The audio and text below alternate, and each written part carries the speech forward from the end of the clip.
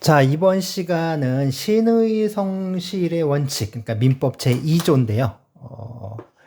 제2조, 민법 제2조, 신의 성실의 원칙에 대해서 좀 살펴보도록 하겠습니다. 민법 제2조는 1항에서 권리의 행사와 의무의 이행은 신의에 조차 성실히 하여야 한다라고 규정을 하고 2항에서는 권리는 남용하지 못한다라고 합니다. 그래서 이 2항을 권리남용 금지 원칙 이렇게 부르고 있어요. 그래서 신의 성실, 다른 말로 줄여서 이제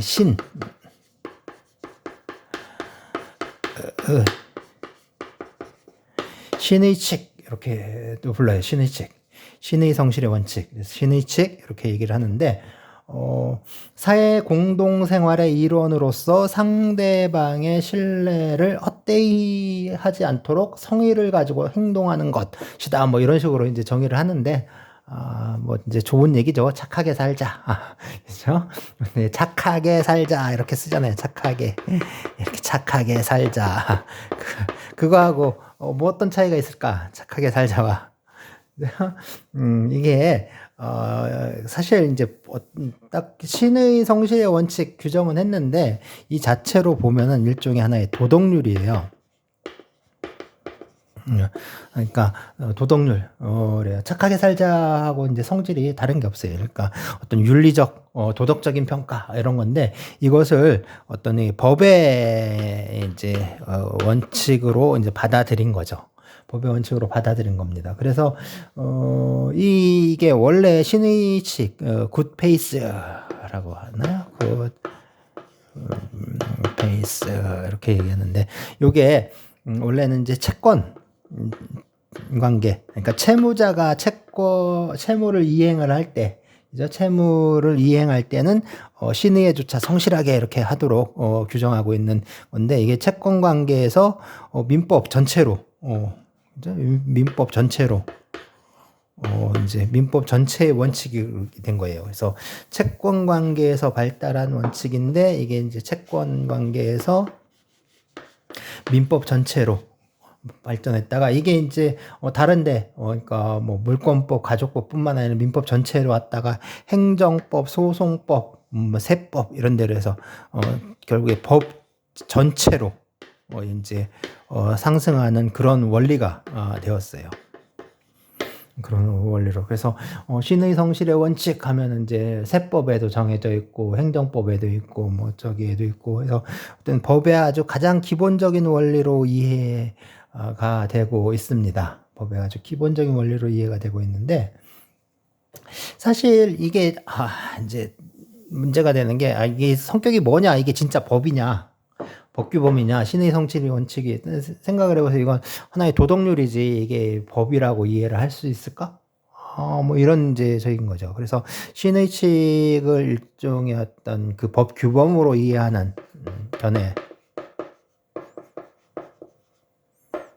네, 규범인데 그게 아니다. 그냥 하나의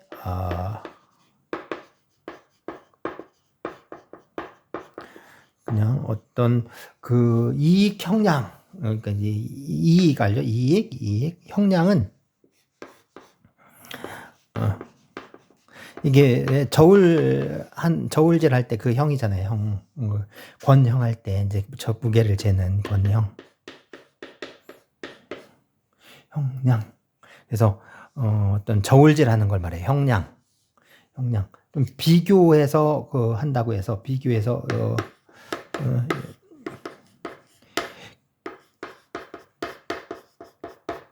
교량이라는 말도 써요. 이익 교량, 이익 형량. 건데 그 두 당사자 사이의 이익을 서로 저울질해서 비교해서 결정하는 거야. 그러니까 신의 칙은 뭐냐면 이게 이제 그 이익 형량을 위해서 고려되는 이익 형량을 위해 하는 그런 일종의 수단에 불과하다라고 이해하는 견해예요. 이제 그래서 신의 칙은 이게 이제 그 저기가 아니다, 법규범이 아니다라고 이해하는 게. 그래서 이 일종의 요 이제 민법 총칙에 규정하지 말고 채권법으로 이게 옮겨야 된다라고 지금 주장하는 분들도 꽤 있어요. 그렇지만 이제 신의 측을 아주 중요한 기본적인 법규범으로 이렇게 이해하는 견해입니다. 이게 거의 통설이고 또 판례도 역시 신의 측은 법규범이다라고 이해를 하고 있습니다. 판례도 법규범으로 이해를 하고 있어요. 자, 근데 이제 우리가 이제 신의 측 얘기를 하는데 이게 좀 뭐랄까, 좀 난감한 저기가 있어요. 이게 좀 공부하기도 그렇고 현실에서도 그렇고 이게 만약에 이제 신의 성실의 원칙에 대해서 공부를 하자 하고 들어가면 이게 끝도 없어요. 끝도.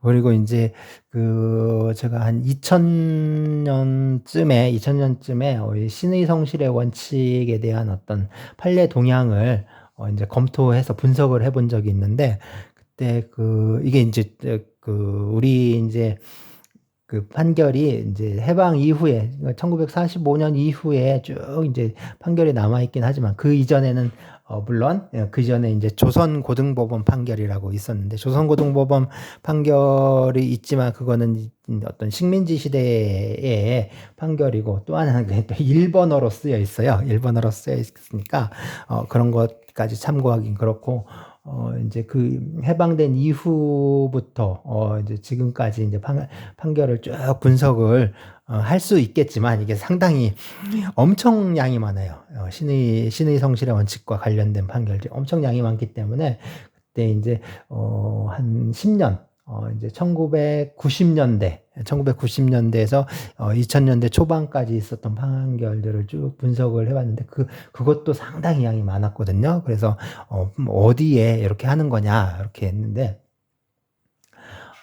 뭐랄까 신의 성실의 원칙은 일단은 우리가 생각하는 뭐 법 원칙이긴 한데 일종의 도덕률이 법규범으로 이제 법규범으로 변화한 것이다. 도덕률이 이제 법규범화라고 얘기했죠. 법규범으로 변한 것이다라고 이해를 할 수가 있는데 그 자체로 어떤 신의 성실 그 자체로 어떤 법적인 효력이 발생하진 않아요. 신의 성실의 원칙 그 자체로 어떤 법적인 효력이 발생하는 게 아니고 신의 이 자체가 어떤 법적인 효과를 발생하진 않아요. 신의 측은 뭘 하냐 그러면 어떤 원칙을 만들어내요. 법적인 원칙, 규율, 태도 이런 법의 어떤 규율의 원칙을 만들어내고 이 규율의 원칙 바로 그러니까 이게 이제 실제 사실에 이제 적용되는 거죠. 이제 그래서 신의 성실의 원칙이 실제 사실관계에 적용이 되면서 어떤 특정한 원칙을 만들어내고 이 원칙이 바로 법적인 효과를 발생시키는 이런 구조로 되어 있어요. 그래서 신의 성실의 원칙이 아니라 신의 성실의 원칙에 의해서 결국에는 어떤 원칙들이 만들어지는가 그리고 이 원칙이 바로 어떤 법적인 효과를 발생시키고 있는가 뭐 이제 그것들이 이제 주로 이제 그런 구조를 취하고 있었죠. 근데 이제 이 신의 성실의 원칙이 좀 제가 난감하다라고 하는 게 이게 공부를 한다. 이게 이제 그냥 여러분들이 정말 어떤 뭐 그냥 단지 민법 총칙에 대해서 공부하는 게 아니라 민법에 대한 어떤 연구를 하는 저기로서 신의 성실의 원칙에 대해서 이렇게 접근하는 게 이렇게 이제 접근하는 게 아니라면 이 신의 식을 공부한다는 건 정말 무모한 도전이에요. 연구가 아니라면 신의 측을 뭐 깊이 있게 공부한다. 그런 건 정말 무모한 도전입니다. 이건 안 하는 게 좋아요. 그리고 어느 정도 그냥 교과서나 몇 개 소개되는 판례 정도를 읽어보는 게 좋습니다. 그리고 역시 법률 사실 얘기할 때 한 것처럼 이거는 역시 기출문제 있죠. 기출문제를 그냥 통으로 외워버리는 그냥 통으로 암기하는 거. 이 방법밖에 없어요. 이건 더 깊이 들어가면 안 돼요. 더 깊이 들어가면 머리만 복잡하고 그리고 현실적으로 큰 의미가 없어요. 그래서 그냥 이 신의 측 부분 이런 부분은 그냥 그 전에 어떤 문제가 나왔다면 여기서 나왔다면 그 문제를 그냥 통째로 외워버리면 그리고 대부분 보면 기출 문제가 다시 출제 그러니까 유사하게 약간 변화를 거쳐서 이렇게 이제 출제하는 경향이 많지 완전히 새로운 영역으로 이렇게 이렇게 이제 개발을 해서 잘 내진 않으니까. 그리고 만약에 이제 정말 새로운 문제가 나왔다, 그러면은 한 문제 정도 포기를 해야죠. 방법은 이제 그런 것 같아요. 그리고 이제 실무에서 나중에 어떤 법적인 실무에서도 신의 측을 함부로 이렇게 이제 하는 거나 별로 그렇게 좋은 느낌이 안 주거든요. 만약에 그러니까 이제 원고든 피고든 그 이제 변호인이 신의 측을 막 주장을 하잖아요. 신의 측을 막 이제 신의 성실을 주장하면 이제 재판부에서 어떻게 이해를 하냐면 쟤는 더 이상 할 말이 없구나. 더 이상 이 사건에 대해서 끌어들일 논리가 없구나. 쟤는 논리가 없어. 근거가 없어. 그래서 결국에 신의 성실을 끌고 왔구나라고 판단을 해요. 그러니까 상당히 불리한 거예요. 이거 신의 성실의 원칙을 함부로 막 이제 끌어들여서 얘기를 하는 게 아닙니다. 이건 별로 그렇게 좋은 저기가 없어요. 그래서 막 그런 경우죠. 이제 그러니까 막 1 주장하고 2 주장하고 3 주장하고 4 주장하고 5 주장하고 쭉 다 이제 핵심적인 거 제일 센 건 첫 번째. 처음부터 세게 치고 나가야 돼요. 그래서 조금씩 주장하다가 마지막에 그러니까 신의 성실 또 뭐 해서 여기다 그냥 이거는 이제 양념처럼 딱 뒤에 이제 포장지처럼 딱 이제 집어넣는 플러스 알파로 그냥 살짝 집어넣는 정도에서 끝내야지 이거 없이 그냥 이런 거 없이 처음부터 신의 측 딱 들고 나가면 그건 그 게임 지는 거예요. 그 재판은 그냥 졌다 생각하면 돼요. 그래서 이런 거는 좀 주의를 하시고 공부도 이제 그런 식으로 하면 됩니다. 그래서 핵심적인 거 일단 몇 가지 얘기하냐면 이 신의 측은요. 민법 1조에 조리와 2조의 신의 측이 서로 관련이 있어요. 조리와 신의 측이 관련이 있어요. 즉 조리에 의한다. 어떤 그렇죠? 법률에 규정이 없으면 관습법에 의하고 관습법이 없으면 조리에 의한다라고 했잖아요. 조리에 의한다. 그리고 어떤 이제 조리에 의한 그래서 이제 신의 측을 그러니까 에서 신의 측을 2조에 이제 규정을 한 것이다라고 할 수 있습니다. 그래서 조리의 법원성과 관련해서 이 신의 측에 의한 어떤 법관법이라는 거는 결국에 이제 좀 깊이 있게 좀 공부를 이제 어떤 어떤 철학적인 그런 측면에서 좀 들어가야 되는데 법관법이라는 건 이제 법관에 의해서 형성되는 법, 즉 어떤 일종의 판례법 비슷한 거라고 생각해요. 법관에 의해서 형성되는 법인데, 그래서 법관에 의해서 법관이 법을 형성할 수 있는 그 권한, 이제 법 형성권, 법관의 법 형성권을 인정할 것이냐 말 것이냐. 예요. 그래서 신의 측에 의한 법관의 법 형성권을 인정할 것이냐 말지.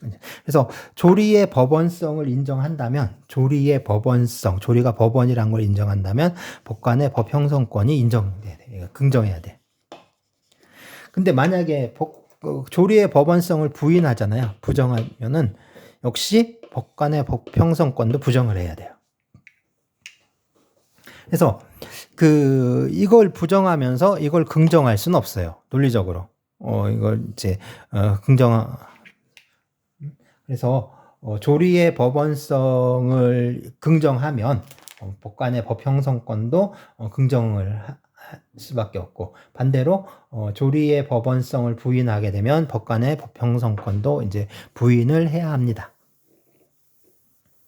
자, 신의 측의 어떤 기능이라고 하는데, 뭐 기능, 그러니까 법의 취지를 구체화하는 기능, 규제 또는 법의 취지를 보충하는 기능. 그래서 처음에 이제 구체화하는 기능, 법의 취지를 구체화하는 기능, 그 다음에 뭐 법의 취지를 보충하는 기능, 그리고 법을 보정, 고치는 거죠. 바로잡는, 고치는 기능, 마지막에 법률행위 해석. 해석 기준 뭐 이런 것들이 좀 신의 측의 기능이다 뭐 이렇게 얘기가 되고 있어요. 중요한 거는 사실 이제 좀 신의 측의 이 파생 원칙이라고 하는데요. 아까 얘기한 것처럼 신의 측 그 자체는 현실에 직접적으로 이렇게 개입할 수가 없거든요. 그러니까 사실에 그러다 보니까 항상 그 사실관계에 적용할 수 있는 일종의 어떤 규율하는 원칙으로서 그걸 신의 측의 파생 원칙이라고 해요. 파생 원칙을 통해서 현실을 규율하게 돼요. 그래서 이렇게 하게 됩니다. 그래서 이 파생 원칙에 뭐가 있느냐? 뭐 금반원의 원칙, 사정 변경의 원칙, 권리남용 금지 원칙, 뭐 실효의 원칙, 신뢰의 원칙, 법률행위의 해석 기준, 뭐 부수적 의무 설정, 뭐 이런 저기들이 논란이 되고 있어요. 이런 것들이 신의 측의 파생 원칙이다 이렇게 얘기하고 있습니다. 이런 것들 꼭 한 번씩 그 판례들 있잖아요. 그런 것도 좀 한 번씩 읽어보고 이렇게 이제 하는 게 좋아요. 금반원의 원칙.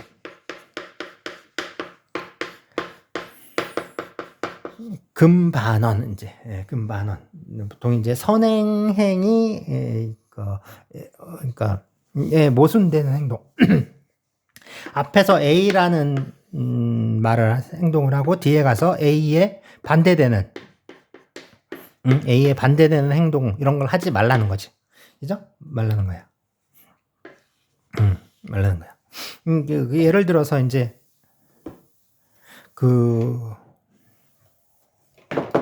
통상 이제 해고가 됐어요. 해고가 됐으면 이 해고가 부당해고다라고 주장을 하면 부당해고다라고 이제 주장을 해요. 그죠?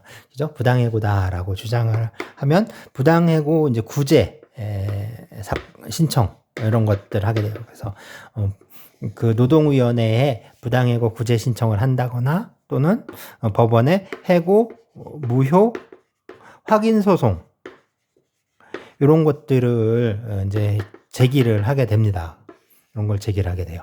그런데 해고가 되고서 난 후에 이런 신청들을 하지 않고 그냥 퇴직금을 수령했어요.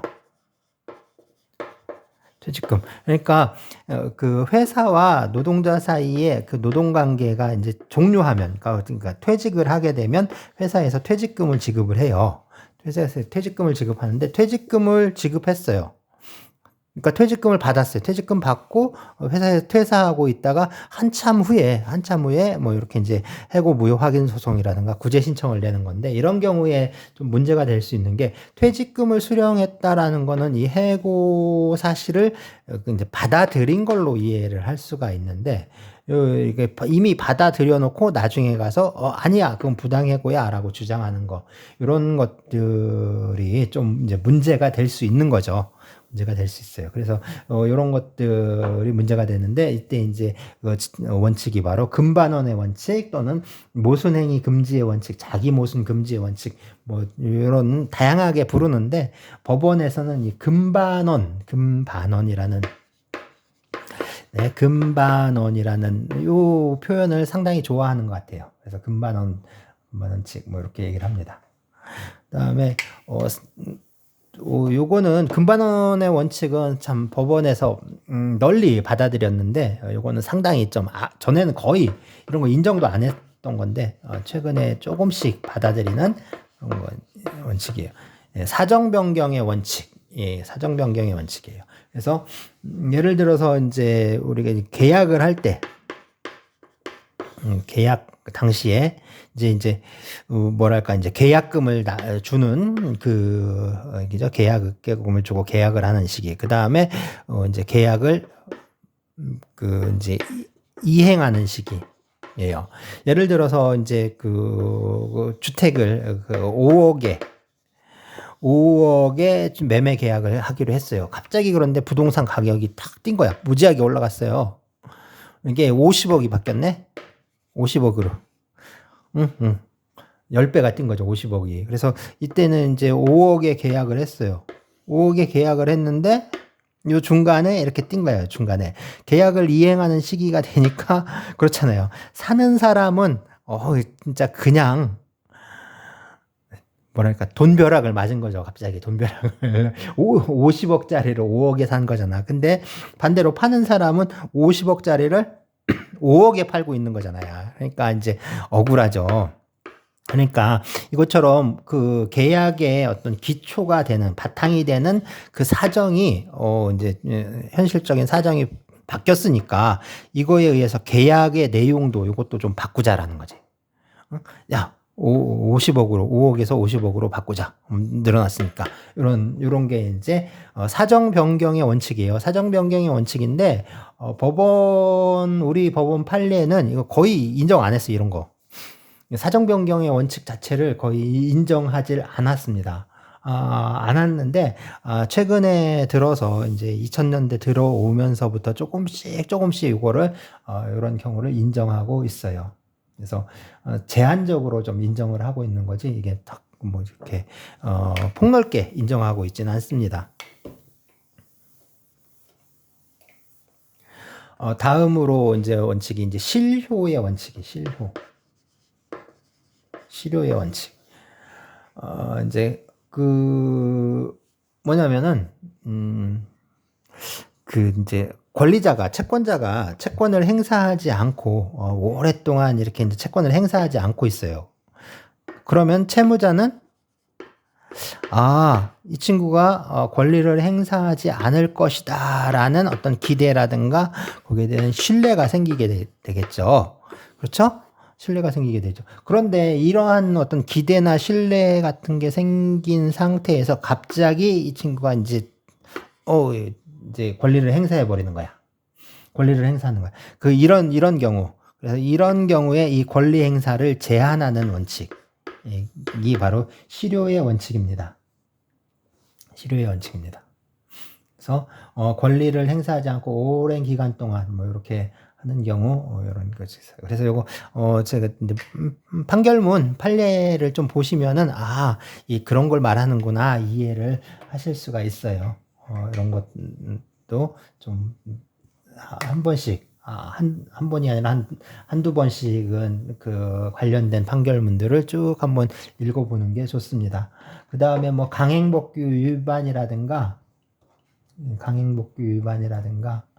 네. 그 다음에 뭐 법인격 부인론, 뭐 이제 국가배상 사건에서의 소멸시효 항변, 뭐 이런 데 많이 쓰였어요.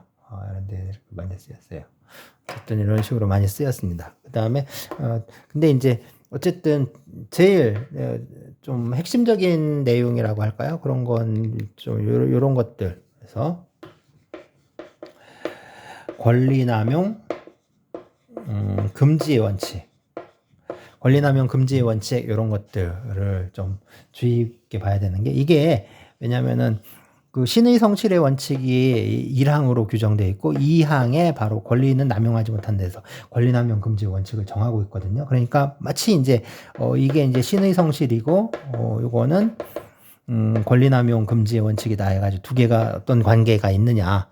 둘은 어떤 관계에 있느냐, 여기 둘은 어떤 관계에 있느냐, 뭐 이게 또 좀 논란이 되겠죠. 그죠? 그런 게 논란이 되고, 그 다음에 신의 성실의 원칙이 채권법 영역에서 발달했다면, 권리남용 금지의 원칙은 물권법 영역에서 좀 발달을 한 경향이 있어요. 그래서 물권법에서 발달한 거라고 할 수가 있습니다. 그래서, 그쪽에 이제, 좀 있어요. 네, 뭐 이제 그래서 로마법에서 자기의 권리를 행사한 자는 누구에 대하여도 불법을 행하는 것이 아니다라는 얘기가 있고 뭐 시카네 금지니 뭐 이런 거 있는데 그래서 그냥 한 번씩 보시면 되고요. 어쨌든 이 신의칙과 권리남용금지 원칙은 어떤 거냐? 두 개는 별개다. 완전히 다른 거예요. 그래서 이게 뭐냐면 그 적용 영역이 구분된다. 그래서 신의칙이 적용되는 영역과 권리남용 금지 원칙이 적용되는 영역이 서로 다르다. 신의칙, 권리남용 금지 원칙 완전히 다른 거니까 두 개는 서로 별개다라고 이해하는 견해가 있고요. 그다음에 또 하나는 그다음에 이제 그 권리남용 금지를 신의칙이 한 효과다라고 이해하는 뭐 중복적용설이라고 하는데 그래서 이제 일종의 신의칙에 포함되는 원칙이다라고 이해를 하는 거죠. 그다음에 세 번째는 신의칙의 파생 원칙으로 보는 견해.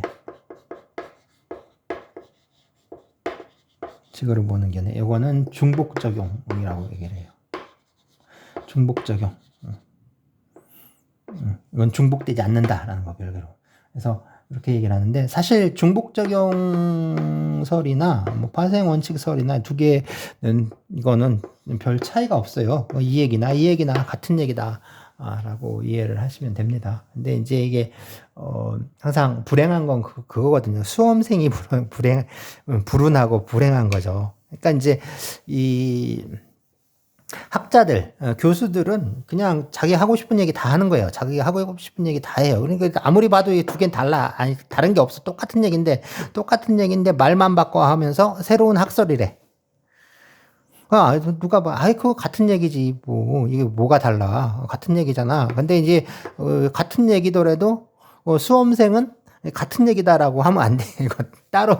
왜냐면, 같은 얘기다라고 했다가, 만약에 이제, 새로운 견해를, 그러니까 A라는 견해랑 B라는 견해가 있어요. 이거 두 개 같은 얘기야. 근데 이제, 같은 얘기다라고 주장을 하잖아요. 그럼 B라는 견해를 새로 만들어 놓은, 그 교수가, 그 이제 이제 출제위원 또는 채점위원으로 딱 온 거야. 그럼 그 답안지를 보고, 이 녀석 봐라? 이게 어떻게 똑같아? 내가 저긴데 내가 얼마나 고생해서 만든 새로운 학설인데 너 다 틀렸어. 빵점. 이렇게 이제 채점을 할 수가 있는 거죠. 그래서 이 말장난인데 말장난을 그냥 다 생으로 외우게 되는 좀 그런 저기가 있긴 있어요. 그래서 좀 불행하긴 한데 어쨌든 이걸 해결하는 방법은 그냥 많이 읽어보는 것밖에 없어요. 많이 읽어보고 많이 읽어봐서 좀 뭐랄까 충분히 이해를 하는 게 그게 중요한 거죠. 사실 그렇게 이제 보면 같은 얘기들을 자꾸 왜 그렇게 똑같은 얘기 하나 몰라요. 좀 있잖아요. SNS에서 자기가 참 튀고 싶어 하는. 그러니까 이제 옛날에 이제 그러니까 법학계의 관종인 거지, 관종. 관종. 그렇게 이제 볼 수도 있죠. 자, 그럼 권리남용 금지. 먼저 권리남용 금지를 적용할 수 있는 요건이 뭐냐? 그럼 그 다음에 적용하는 어떤 효과가 발생하느냐? 이거. 요건은 뭐고 효과는 뭐냐? 요건은 이제 권리가 존재해야 돼요. 권리가 적법하게 존재해야 돼요. 권리가 있어야지 권리를 남용해야 되는 거지. 그 다음에 권리를 행사하는 권리 행사하는 행위가 있어야 돼요. 권리가 있고 권리를 행사하는 행위가 있어야 되고, 그 다음에 권리를 행사한 게 어떤 법의 취지에 어긋나는 부합하지 않아야 돼요.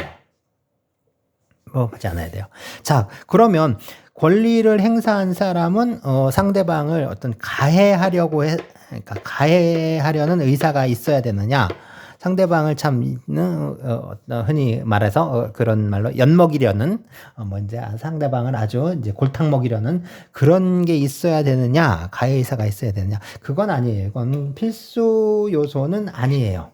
요건 가해 의사는 꼭 필요한 건 아닙니다. 그냥 요런 것들만 있으면 돼요. 판례의 태도는 좀 이게 명확하지 않은데 가해 의사가 있어야 되느냐 아니냐 이거 명확하지는 않은데 어쨌든 이런 객관적인 이게 이제 객관적인 요소들이잖아요. 객관적인 요소들이 필요한 건 사실이에요. 이건 반드시 필요해. 근데 이런 주관적인 어떤 주관적인 요소가 필요하냐? 이것 주관적인 요소도 필요하다라고 보는 판결들이 조금 있는데 어쨌든 보면 이거보다는 이걸 더 중시하는, 이걸 또 중시하는 것으로 이해합니다. 그러니까 가해 의사가 필요한가? 가해 의사라는 게 대부분 보면 사건을 통해서 보면 이렇게 드러나는 경우들이 많아요. 드러나는 경우들이 많으니까 가해 의사가 있었구나라고 우리가 이제 추정할 수가 있는데 그런 그런 경우가 아니더라도 이런 객관적인 요소를 통해서 이제 판단할 수가 있게 됩니다. 그래서 어쨌든 이 가해 의사는 어떤 권리자의 주관적인 의사, 가해 의사는 필수적인 요건은 아니다. 그래서 판례의 태도는 좀 불분명하다. 여기 이제 요구하는 경우도 있고 그래요. 그래서 이러한 요건을 좀 갖춰야 합니다. 이런 요건을 좀 갖춰야 되고요. 그래서 이제 권리를 남용하면 어떻게 되느냐? 그러면 권리를 남용하게 되면 권리가 어떤 정상적인 효과, 권리를 행사한 효과가 발생하지 않아요. 그러니까 이제 청구권이다. 뭘 청구했다. 그럼 청구권을 행사했다. 그럼 청구를 이제 법이 이제 이 청구한 거의 효력을 도와주지 않아요. 상대방이 청구하면 나는 해줘야 되는데, 나는 상대방이 청구권을 행사하면 나는 그 청구권에 응해야 되는데, 그 응하지 않으면 법에 의해서 강제 집행을 하잖아요. 근데 이제 이게 이제 청구권이 권리남용이다라고 판단해주면 강제 집행을 안 해주는 거지. 이제 법이 도와주질 않아요. 이제 형성권 효과가 발생하지 않고 항변권 이렇게 쭉 해서 하여튼간 그 권리가 무엇이냐, 권리가 갖고 있는 힘, 그게 발생하지 않는다는 거야. 권리는 사라지지 않아요. 권리는 있어. 권리는 있는데 권리는 있어요. 권리는 있지만 그 권리의 힘이 발생하지 않는 거예요. 권리의 힘이 발생하지 않는 것. 권리의 힘이 발생하지 않는 것입니다.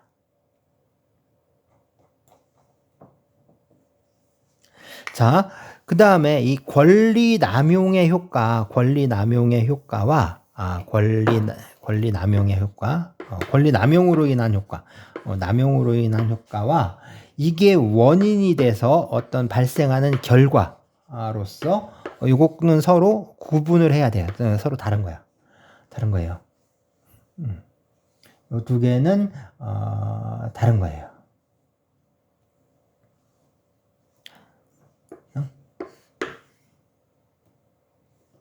두 개는 달라요. 그 다음에 이제 우리가 이제 권리남용 금지 원칙 이렇게 이제 볼 수가 있고 중요한 건 이제 우리가 이제 법률 행위 와 이제 신의 측의 문제, 이게 상당히 현실에서 참 뭐랄까 많은 영향을 이제 끼치고 있는데, 법률 행위를 처음에 해석하는 기준이 됩니다. 해석의 기준이 돼요. 신의 측이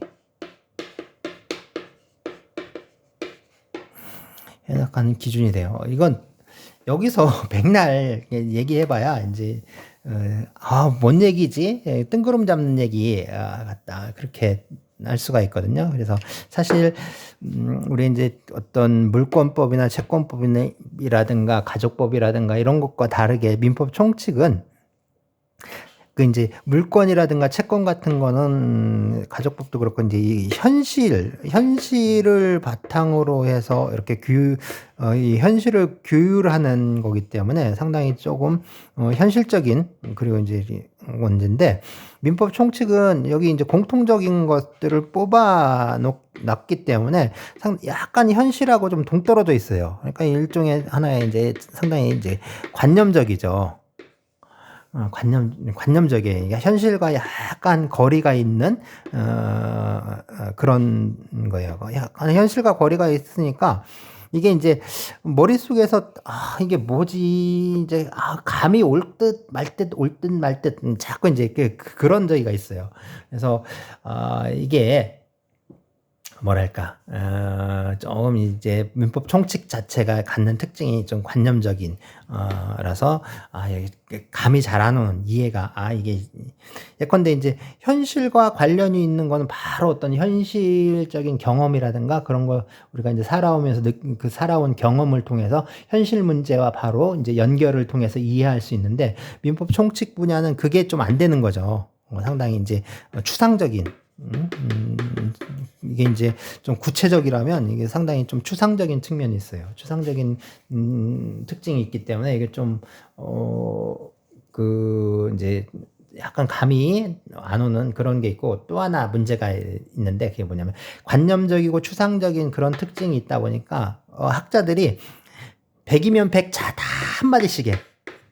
한마디씩 해. 다 한마디씩 해. 그러니까 막 별 얘기가 많아요. 얘기가 많아.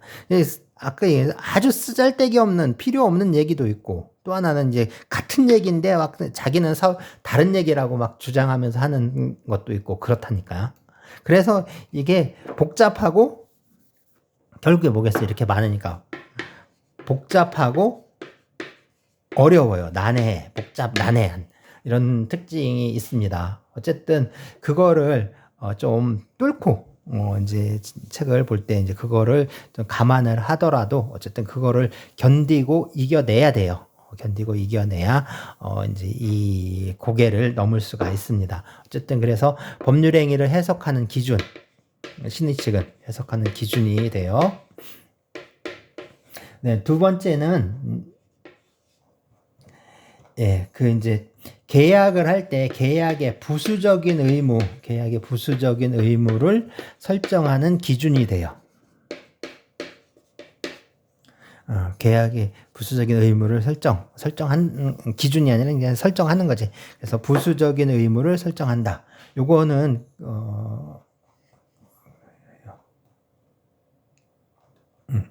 요런 역할들을 합니다. 요런 역할들. 요거는 앞에 것들하고 약간 좀 이게 좀 추상적이잖아요. 내용이.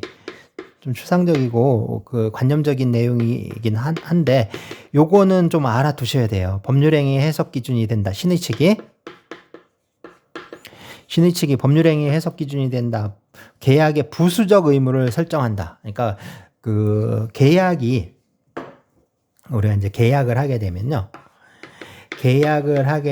이 계약이 바로 계약상의 의무를 만들어내요. 계약상의 의무를 만들어. 예컨대 이제 매매 계약을 하죠. 매매 계약을 하게 되면 이제 매매 계약을 통해서 의무가 발생해요. 채무가 발생해. 그래서 물건을 파는 사람, 그래서 매도인이라고 하거든요. 매도인은 어떤 의무가 있죠? 매도인은 자기가 파는 물건을 상대방에게 넘겨줘야 돼요. 그럼 물건을 사는 매수인인데 매수인은 어떤 의무가 있죠? 이 물건 값을 지불해야 돼요. 그죠? 이게 이제 매매 계약을 통한 그 의무예요. 의무인데 이거는 매매 계약의 주된 주된 의무잖아요. 근데 이제 매매 계약과 관련된 이 주된 의무 외에 이 주된 의무는 매매 계약을 통해서 정한 거야. 그래서 그 매매 계약을 통해서 그 내용이 구체화되는 거야. 근데 이게 아니라 이 매매 계약의 주된 의무가 아니라 여기에 부수적으로 발생하는 의무 있어요. 부수적으로 발생하는 의무는 이 신의 성실의 원칙에 의해서 부수적인 의무들이 설정된다라는 거죠. 그게 뭐냐? 이게 참 종잡을 수가 없는 거예요. 그게 이제 현실과 동떨어져 있다. 현실과 약간 거리가 있다라는 문제가 거기 있는 거예요. 그러니까 이 현실 문제에 들어가서 이런 것들을 살펴봐야 이제 명확하게 나오는 거지. 그러니까 일단 우리는 추상적으로 관념적으로 이런 말들을 신의 성실의 원칙은 법률행위 해석 기준이 된다. 법률행위에 있어서의 부수적인 의무를 설정하는 역할을 한다라는 거. 그 정도는 요거는 좀 꼭 알아두고 다음 단계로 넘어가도록 합시다. 네. 그래서 이제 사실 민법 총칙에서 지금까지도 조금 어려운 내용들이 있을 수 있었는데 뭐랄까요? 앞으로 좀 다음 시간에 이제 법률 행위를 하게 되는데 이 법률 행위 부분이 좀 상당히 좀 난해한 측면이 있어요. 그래서 이 부분을 좀 잘 이해를 해야 합니다. 그래서 이게 우리가 이제 민법 총칙 수업을 민총 수업을 이 법률행위 중심으로 이해를 법률행위 중심으로 좀 학습을 하고 이해를 할 필요가 있는 게 이 민법 총칙을 어떤 좀 이게 가장 중요한 내용을 다루고 있는 게 법률행위고, 그 다음에 민법 총칙에 있는 여러 가지 다른 장들을 전체적으로 하나의 통일적으로 규율할 수 있는 게 바로 이 법률행위거든요. 근데 이 법률행위라는 게 어떤 채권이라든가 또는 물권 있죠. 여기에서 구체적으로 이제 나타나는데 법률행위, 채권행위, 물권행위에서 뭐 가족법상의 행위 이런 것들을 구체적으로 나타나는데